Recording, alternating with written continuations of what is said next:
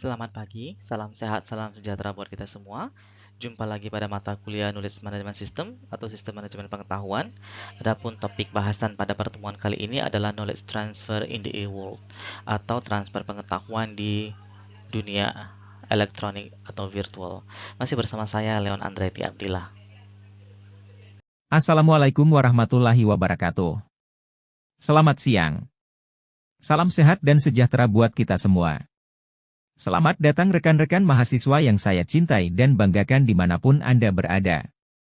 Semoga selalu dalam keadaan sehat walafiat dan dalam lindungan Allah Subhanahu wa Ta'ala. Amin ya Rabbal 'Alamin.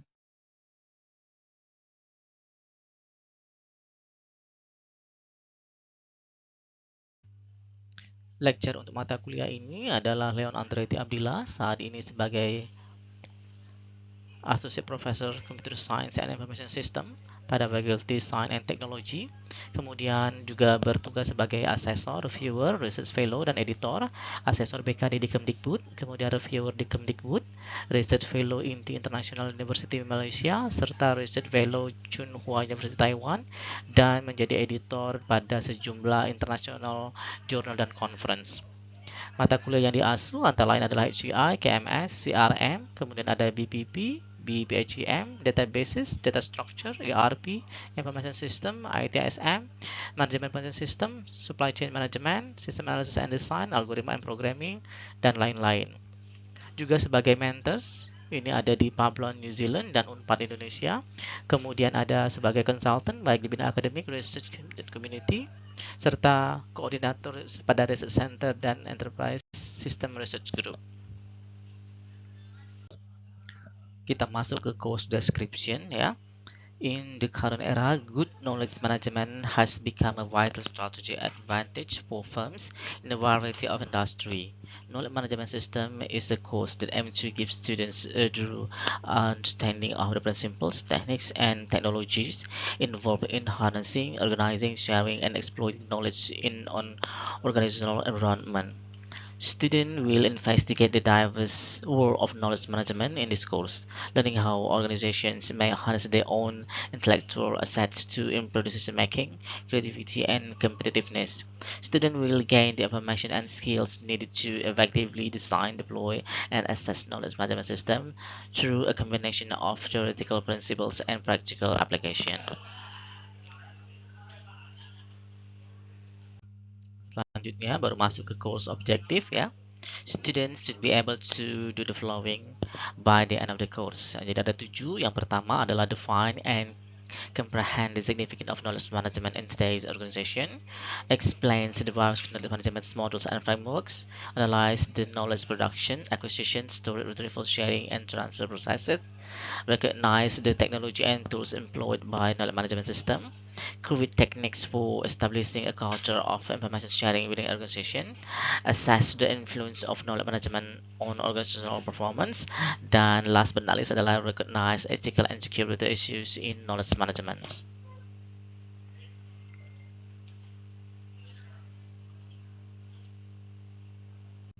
Oke, sekarang masuk ke course expectation. Yang pertama adalah attendance dan enrollment. Jadi mahasiswa diharapkan secara reguler itu hadir ya, bisa secara offline ataupun online, termasuk juga dalam diskusi, dalam forum, serta kegiatan berkelompok. Yang kedua adalah task and assignment. Jadi selama perkuliahan Anda akan mendapati sejumlah tugas-tugas, bisa juga kuis, ujian untuk menilai seberapa capaian pemahaman Anda terhadap konten mata kuliah ini. Kemudian ada juga grup project. Mahasiswa diminta untuk bekerja secara kolaboratif ya, berkelompok untuk mengaplikasikan knowledge management principle ke dunia nyata yang mungkin ditemui. Yang keempat adalah reading and resources. Nanti kita akan berikan sejumlah recommended reading and resources. Jadi diharapkan Anda mempelajari materi-materi tersebut sehingga dapat meningkatkan pemahaman dari subjek ini. Selanjutnya perlu diperhatikan juga regular office hours ya. Jadi kalau mau bertanya, konsultasi itu fokus pada jam kerja ya. Jadi saya meminimalkan kontak di luar jam kerja. Kemudian harus bersikap profesional, respectful ya, baik terhadap karyawan ya, dosen, rekan-rekan dan lain sebagainya. Kemudian communication juga penting ya. Jadi kalau mau bertanya itu harus jelas dan usahakan pada waktunya. Kemudian yang kedelapan adalah ethical conduct. It is critical to maintain academic and ethical integrity. Termasuk juga nanti ada kita harus menghindari yang namanya plagiarism dan juga cheating ya, baik pada saat belajar, tugas ataupun ujian. Kemudian tak lupa adalah feedback. You will receive constructive feedback on your assignment and project to help you improve your understanding and performance.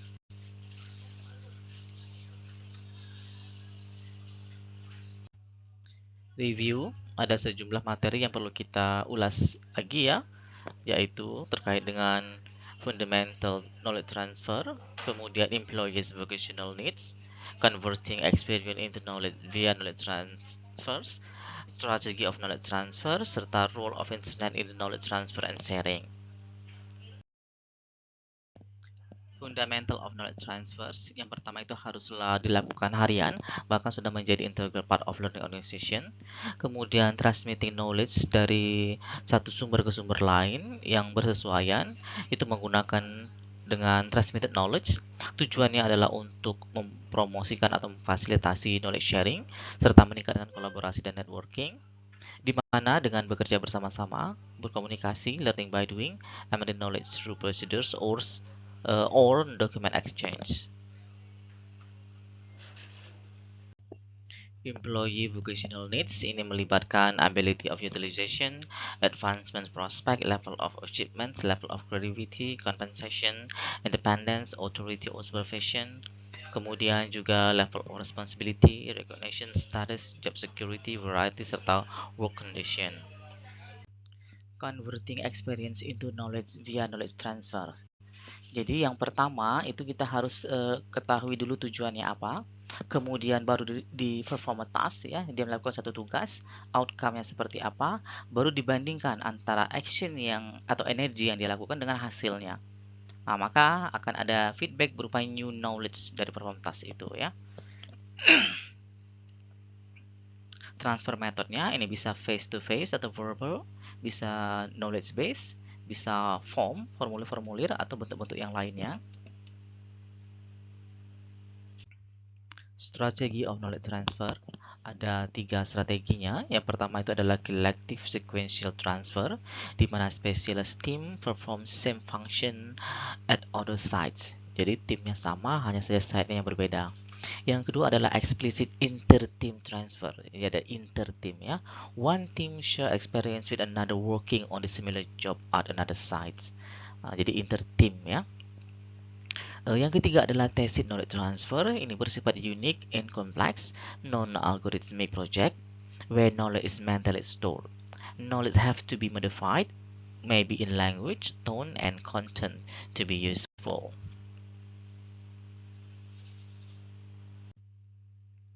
Role of internet in knowledge transfer and sharing. Jadi, bagaimana peranan internet di knowledge transfer and sharing ya, yaitu accommodate knowledge exchange and communication. Jadi mengakomodasi pertukaran pengetahuan serta komunikasinya, allow sending message to multiple persons simultaneously. Jadi memungkinkan untuk mengirimkan pesan ke banyak orang secara terus-menerus, over variety of services, jadi menawarkan sejumlah ragam layanan ya, serta integrate system and network. Purposes. This chapter will help you navigate the digital frontiers where border melt and option abounds. Learn about your platform, collaboration technology, and successful communication tactics. Learn how to use technology for smooth knowledge dissemination. Agenda pertemuan kali ini kita mulai dari electronic world internal, electronic world external, groupware, supply chain management, serta customer relationship management. Okay, introductions. Information travel quickly in the e-world, changing traditional knowledge sharing processes. So we need to prepare prosper in the digital knowledge sharing landscape.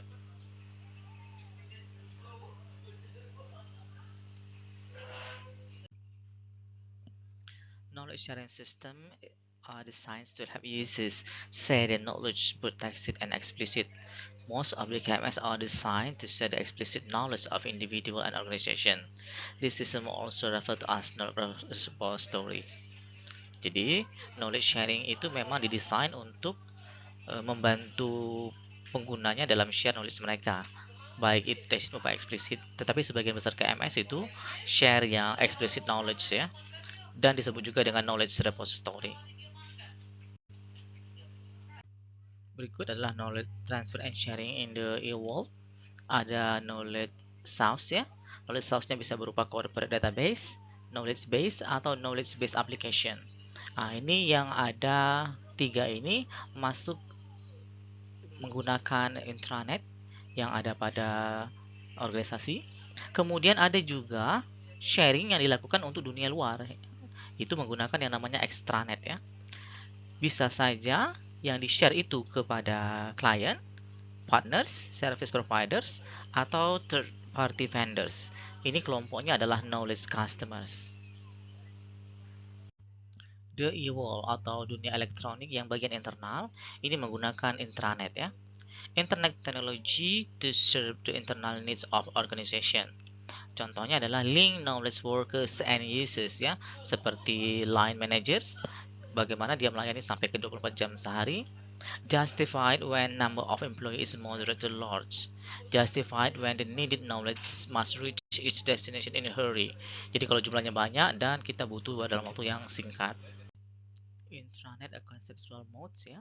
Jadi proses knowledge transfer and sharing itu pada intranet. Di sini ada corporate intranet, bisa melibatkan knowledge worker atau product design contohnya. Kemudian budget director untuk new product, production team itu terkait manufacture. Kemudian ada sales committee untuk new product, serta advertising team juga bisa untuk new product. The e-world external. Extranet for knowledge exchange. Jadi selain intranet tadi yang dilakukan untuk pihak internal, juga ada extranet untuk knowledge exchange di pihak eksternal ya. A company website linking to or more trading partners. Jadi melalui website kita bisa terhubung dengan sejumlah partner dagang kita. System designer at each participating company must collaborate to ensure a common interface. Jadi interface-nya dibuat umum ya antar desainer yang terkait. Ini juga menjadi backbone untuk e-commerce dan memberikan manfaat berupa faster time to market, increase partner interaction, serta customer loyalty.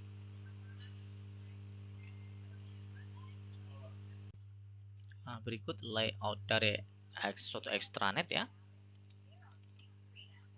Nah, jadi pihak luar itu dapat berupa distributor, customers, atau supplier. Melalui jaringan internet, kemudian juga ada firewall-nya, ini bisa terhubung ke corporate intranet. Misalnya di sini ada Office A, Office B, nah, sehingga dapat terhubung dengan pihak eksternalnya ya.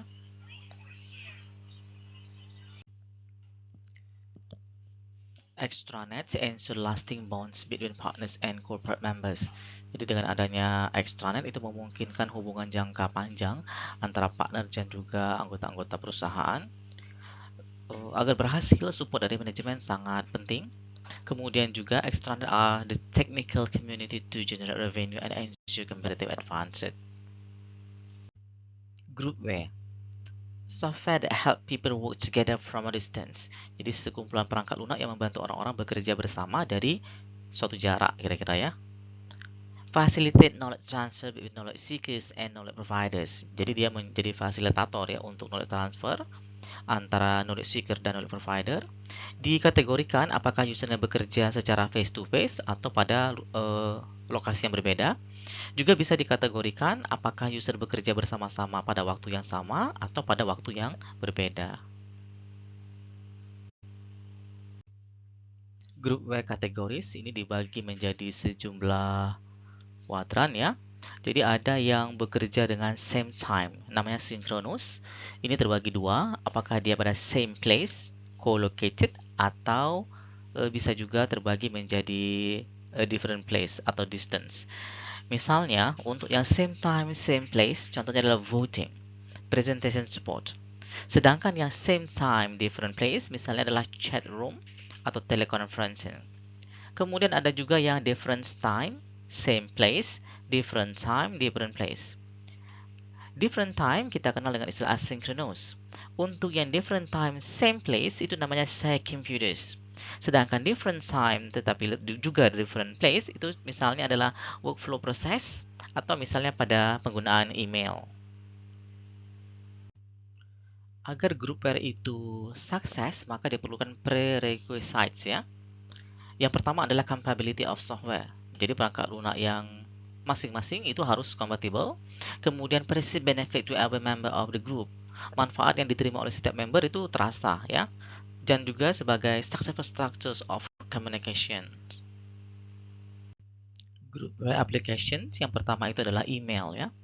Intranet and email complement each other in knowledge transfer and communication within the organization. Jadi baik intranet dan email ini sudah menjadi komplement ya dalam suatu organisasi dalam melakukan knowledge transfernya, menjadi unified content management and messaging services, serta becoming a standard for knowledge dissemination of all kinds. Jadi sudah jadi standarnya untuk email ini. Selanjutnya, selain email juga ada news group and workflow system, chat rooms, video communication, knowledge sharing groupware, serta group calendaring and scheduling. Electronic business atau e-business, bringing universal access to internet to core business process of exchanging information. Jadi kata kuncinya adalah pertukaran informasi, bisa between businesses, antar bisnis, between people within a business, orang dengan bisnis, atau between business with its many client, antara bisnis dengan sejumlah clients-nya. Connect critical business system directly to critical constituencies. Electronic business atau e-business, bringing universal access to internet to core business process of exchanging information. Jadi kata kuncinya adalah pertukaran informasi, bisa between businesses, antar bisnis, between people within a business, orang dengan bisnis, atau between business with its many client, antara bisnis dengan sejumlah clients-nya. Connect critical business system directly to critical constituencies. A business enable company to accomplish these goals. Jadi ada 5 tujuan yang bisa dicapai dengan adanya e-business. Bisa create new product or services ya, membuat produk atau layanan baru, build customer loyalty via knowledge exchange or sharing, jadi membangun kesetiaan pelanggan, enrich human capital by direct knowledge transfer, memperkaya human capitalnya, use current technology for research and development and creation of new knowledge for new product and services, serta achieve market leadership and competitive advantage. Sejumlah problem dan drawback dari e-business ya, misalnya adalah masalah system and knowledge integrity, kemudian viruses can unnecessarily delay file backup, so problem etc. Danger of hackers ya, accessing file and corrupting accounts, serta corporate vulnerability to access by competitors. The value chain and its business ya, a way of organizing primary and secondary activity of a business where each provide value added a total operation. Nah, yang terpenting dalam bisnis itu adalah value added atau nilai tambah ya. A way of looking at how various knowledge exchange adds value to adjacent activity and to company in general. Jadi suatu cara baru ya untuk melihat bagaimana sejumlah pengetahuan exchange itu menambah nilai dari aktivitas yang ada pada secara keseluruhan dari suatu perusahaan. Where value is added is where knowledge is created, transfer, or share. Dimanapun nilai itu ditambahkan, bisa saja pada saat knowledge itu diciptakan, ditransfer, atau dibagikan. A knowledge-based value change. Nah, ini ada sejumlah contohnya ya. Jadi misalnya purchase material ini termasuk ke inbound logistics ya. Ada juga yang terkait dengan operation, outbound logistik misalnya untuk penyimpanan dari sisi produk, bisa juga untuk marketing and sales sampai ke services ya. Supporting activity-nya bisa melibatkan corporate infrastructures, bisa dari planning, finance, accounting, legal service, dan sebagainya. Juga ada human resources, technology development, sampai ke procurement. Supply chain management, SCM in having the right product in the right place at the right time at the right price in the right condition. Jadi SCM itu bermakna adalah Produk yang tepat pada lokasi yang tepat, waktu yang tepat, harga yang tepat, dan kondisi yang pas ya. HCM itu require collaboration, knowledge sharing of logistics, and consensus among knowledge workers and suppliers. Jadi dia ada kolaborasinya, ada sharingnya, serta konsensus ya. Employ powerful tools to allow company to exchange and update information. Di mana goal dari HCM adalah improving efficiency and profitability.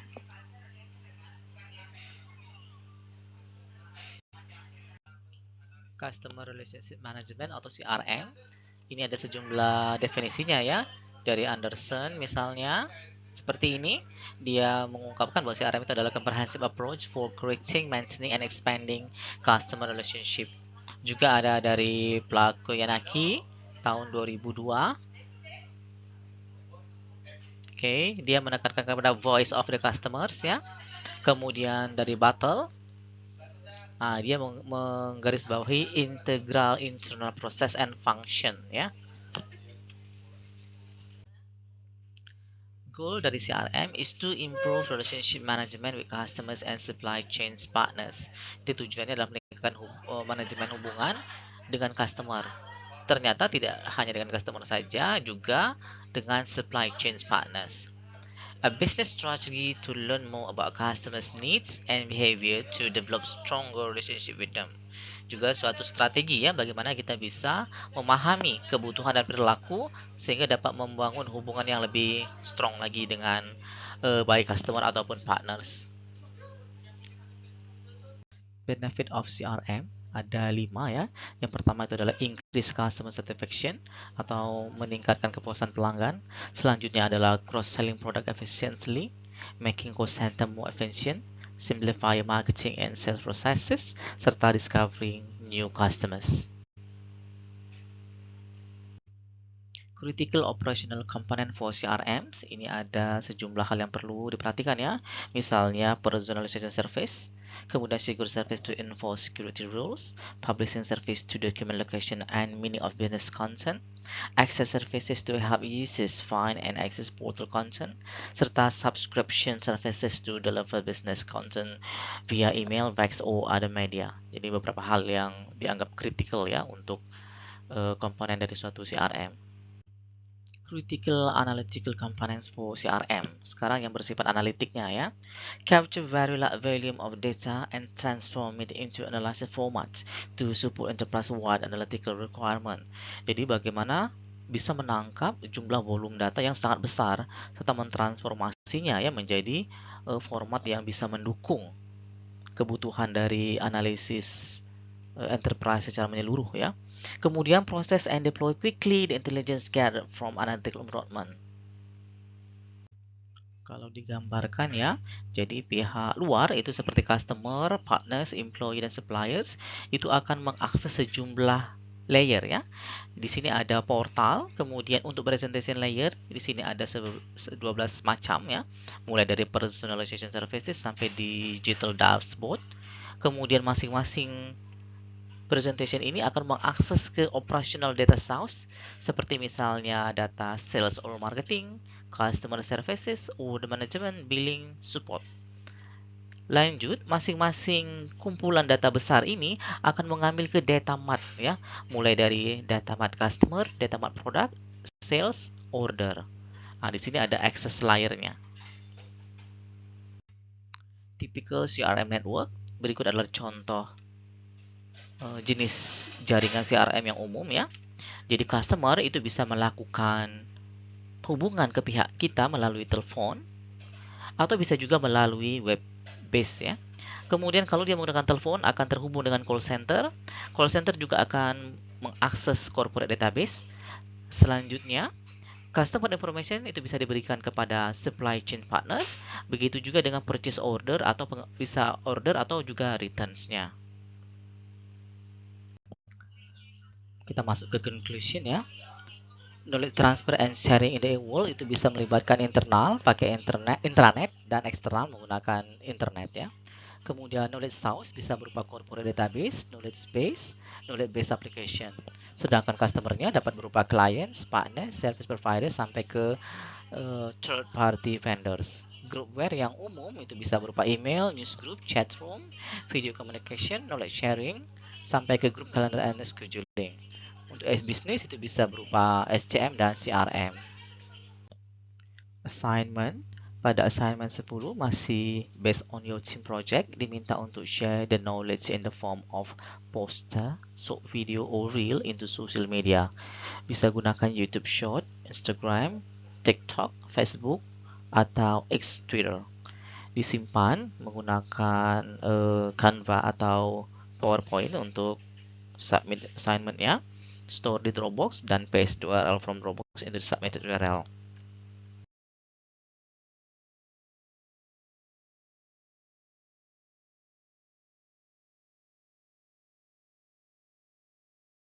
Thank you. Don't forget to watch, like, comment, share, and subscribe at Leon Abdillah. See you again.